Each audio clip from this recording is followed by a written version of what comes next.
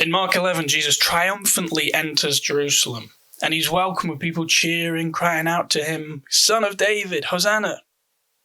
And they're throwing cloaks on the road to welcome him. And they're throwing down something else as well. In Greek, it's stibas, which means leafy branch.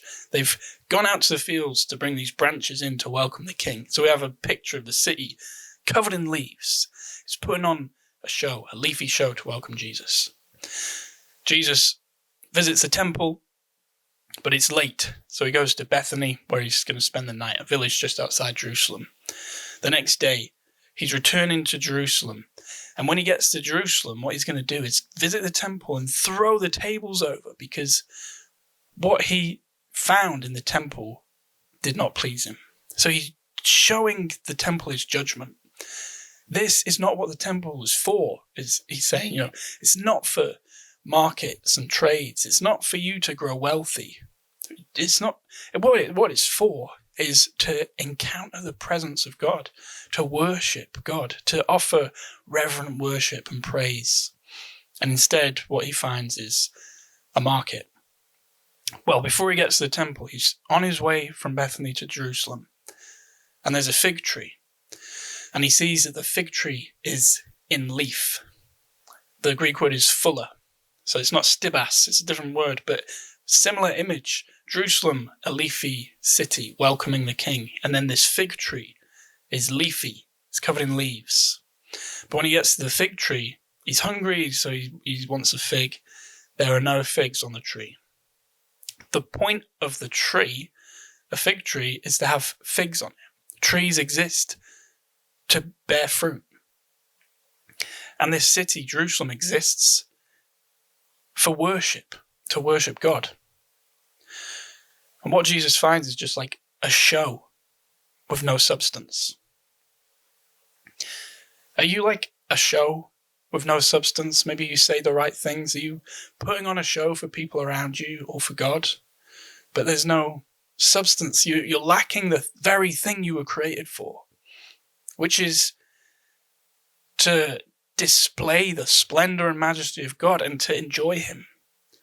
Is your heart crying out to your Creator because you know him and he's your Father and because you delight in him?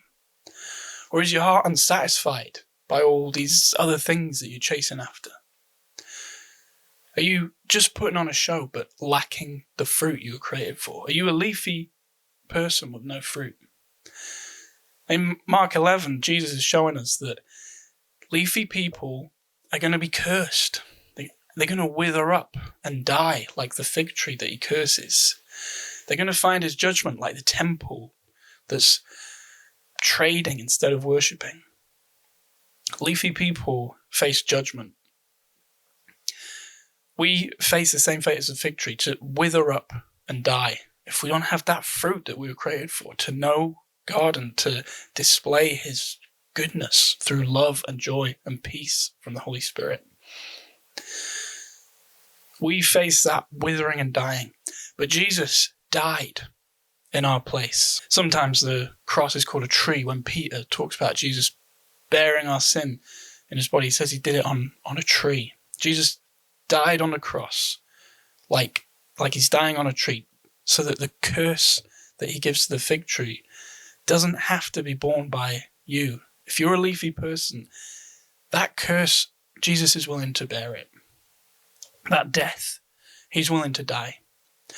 And he's willing to become like the fruit on the tree for you, so that you will not be a fig tree without fruit, but you can be a tree with the fruit of Jesus himself. The fruit of Jesus' life can be born in you.